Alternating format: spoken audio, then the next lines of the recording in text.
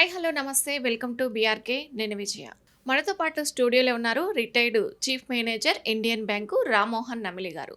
సార్ని అడిగి చాలా ఇంట్రెస్టింగ్ విషయాలు తెలుసుకుందాం. హాయ్ సార్, నమస్తే, ఎలా ఉన్నారు? నమస్తే అమ్మా, ఫైన్ అమ్మా విజయ. అసలు ఫైనాన్షియల్ డిసిప్లిన్ ఎలా ఉండాలి? ఎలా ఉండాలంటే వివరణ అసలు అంటే ఎలా ప్లాన్ చేసుకోవాలి, ఎలా డిసిప్లిన్గా నేను ఉండాలి? సూత్రప్రాయంగా ఏంటంటే అనవసరమైంది రూపాయి కూడా ఖర్చు పెట్టకూడదు. I'm just repeating what I told. అవసరమైనప్పుడు యూ స్పెండ్. అవసరం లేకుండా 10 రూపాయలైనా కూడా ఎందుకు ఖర్చు పెట్టాలా? When there is a bus and there is no urgency, why do engage a taxi and go? చాలా మంది నేను చూసాను. అంటే ఇక్కడ అనవసరం అనే కంటే ముందు మన సేఫ్టీ, మన ఇంపార్టెన్స్ అనేది ఎక్కువ ఇంపార్టెన్స్ ఇస్తాం కదా సార్. ఇప్పుడు నాకు ఆఫీస్ టైం అవుతుంది, అవును, ఒక 10 minutes టైం ఉంది, నేను వెళ్ళిపోవాలి 10 minutesలో. ఇప్పుడు నేను డబ్బులు చూసుకోవాలా లేదంటే అది కరెక్టే, కానీ మీరు ముందే ప్రిపేర్ కావచ్చు కదా, అరగంట ముందే బయటికి రావచ్చు కదా. ఇంట్లో వర్క్ ఉంది ఏదో అలా. మరి ఈ డబ్బులు అంటే ఇంట్లో వర్క్ చూసుకుంటే ఇక్కడ మీరు you to spend on your transport, కారులో పోవడానికి. ఇది ఎక్కువ అది ఎక్కువ చూసుకోవాలి. వేయింగ్ ద ఆప్షన్స్ అంటాం మనము. ఆప్షన్స్ వే చేసి ఒకసారి కారుకి అలవాటు పడితే బస్సులో పోవాలనిపించదు కదా. అందుకే life is nothing but habits. ఈ చెడు అలవాట్లు ఎటువంటి పరిస్థితుల్లో అంటే కంఫర్ట్కి బానిస కాకూడదు. కంఫర్ట్ మనం వెతుకున్నామంటే ఆటోమేటిక్గా డబ్బు ఖర్చు అయిపోతుంటది. అది అవుతుంది, అదొక బానిసత్వమే లక్షణము. ఏ లగ్జరీ అయితే అడగక్కర్లా, లగ్జరీ ఇంకా బానిస, కంఫర్ట్ కూడా బానిస. నెసెసిటీస్ ఫుల్ఫిల్ చేసుకోవాలి, దట్ ఈస్ అది ధర్మబద్ధము, ఇట్స్ బేసిక్ రిక్వైర్మెంట్, అంతవరకు ఓకే. కనుక ఇంకోటి డబ్బులో ఇంకా చాలా ప్రాబ్లం ఉందమ్మా మనకి. దీనికి కూడా సామెత ఉంది, పూలమ్మిన చోట కట్టెలమ్మలేమో అని ఒక సామెత. అంటే బాగా బతికిన చోట చెడిపోయి అక్కడే బతికితే అందరూ చూసి they will be looking in a different way కదా. మనం తట్టుకోవడం కష్టం అవుతుంది దానికి. మరి ఇవన్నీ కష్టాలు కొని తెచ్చుకోవడం దీనికి అంటే విత్ ఇన్ అవర్ ఫినాన్షియల్ యాంబిట్లో మనం ఉంటే సరిపోయింది కదా. ఇంకోటి కూడా ఉందమ్మా, మన దగ్గర డబ్బులు ఎన్ని ఉన్నా ఎన్ని లేకపోయినా వేరే వాళ్ళకి ఎప్పుడు చెప్పకూడదు, including your own kith and కిన్. ఇంట్లో అంటే నేను పేరెంట్స్కి చెప్పేది, నీ పిల్లలకు కూడా మీ దగ్గర ఎంత డబ్బులు ఉన్నాయి చెప్పాల్సిన పని లేదు. అవసరం ఉంటే అవసరం అన్న దాన్ని బట్టి మీరు తోచినంత కుదిరినంత హెల్ప్ చేయండి, అంతే. You need not open the book అంతా ఓపెన్ చేసి మనకు ఏది what we say balance sheet publish చేసినట్టు companies, you need not to. Even companies కూడా దే హోల్డ్ సీక్రెట్స్, అఫీషియల్గానే సీక్రెట్ రిజర్వ్స్ అనే ఒక కాన్సెప్ట్ ఉంది. అది సో డబ్బు తక్కువ ఉంటే ఎడుదిరిగి కష్టమే, మరీ ఎక్కువ ఉంటే కూడా మేనేజ్ చేయలేక అది కష్టమే. వేరే వాళ్ళంతా రిలేటివ్స్ కానీ పిల్లలు కానీ మన మీద దానికోసమని చూస్తూ ఉంటారు. సో మనము ఇది పాటించాలి, confidentiality. We should not disclose our this one. మనం ఎప్పుడు కంఫర్టబుల్గా ఉండాలి ఫినాన్షియల్లీ. ఇదేమ్మా. సో ఇసాయి again I lose one your earnings, your savings and your investment after. అంటే మీరు ఇందాక ఒక విషయం అన్నారు సార్, డబ్బు కోసం ఎప్పుడు కష్టపడొద్దు అన్నారు. దీన్ని ఎక్స్ప్లెయిన్ చేస్తారా? అసలు నాకు అర్థం కాలేదు. అంటే అర్థమైంది, మీరు ఇంకా క్లియర్గా చెప్తారని. డబ్బులు లేనప్పుడు పరిస్థితి చాలా దారుణంగా ఉంటుందమ్మా.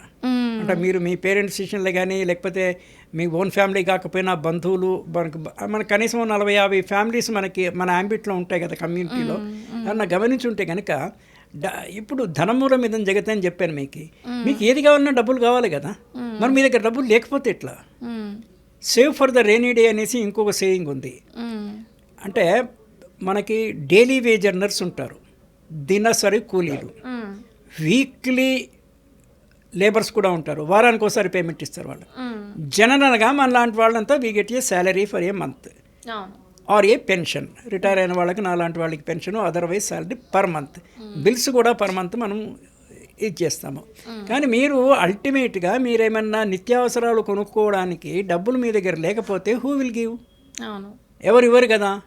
మరి ఉన్నట్టు ఎప్పుడే ఖర్చు పెడితే హౌ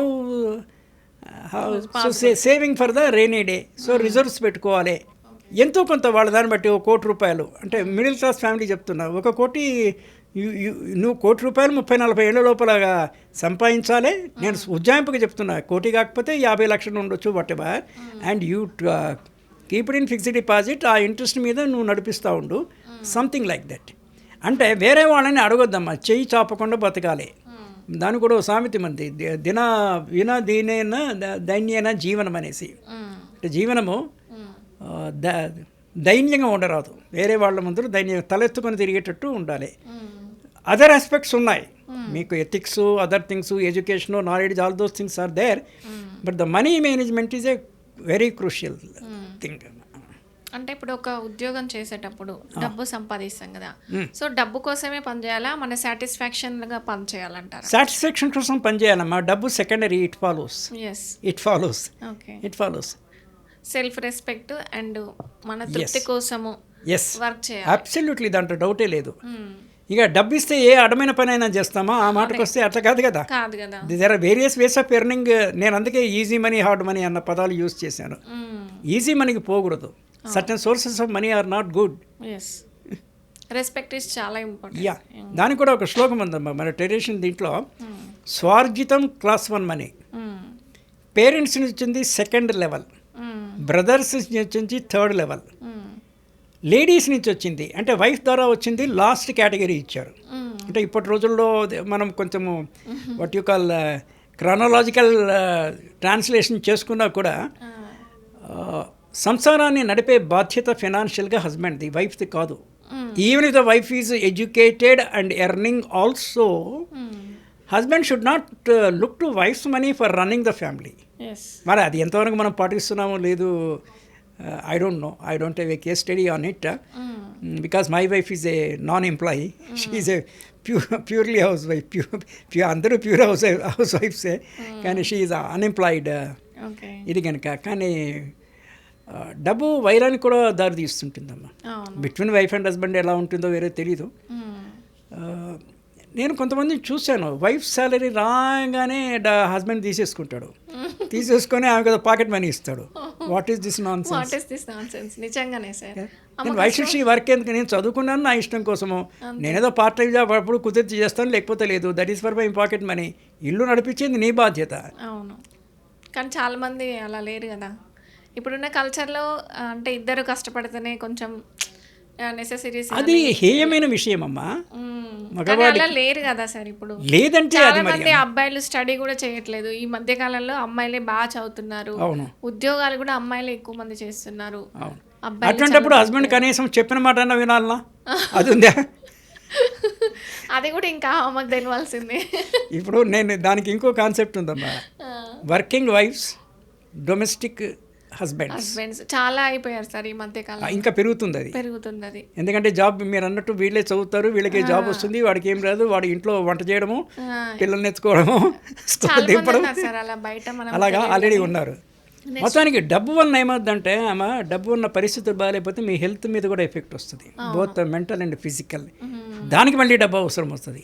మరి ముందే నీ దగ్గర డబ్బు లేనప్పుడు మళ్ళీ additionally you have to make loans కట్టకపోతే వాడు వచ్చి పీడిస్తుంటాడు. బ్యాంకు వాడు కానీ ప్రైవేట్ లెండర్ అయితే అడగాల్సిన పనే లేదు. ఫినాన్షియల్ డిసిప్లిన్ లేని మనిషే కాదమ్మా. ఇన్ సింగిల్ సెంటెన్స్లో అంటే మంచం ఉన్న దగ్గరికి కాలు జాపుకోవడం అని మనకు ఒక ఇది ఉంది. సో నీకు ఎంతలో ఉంటే అంత చేసుకో.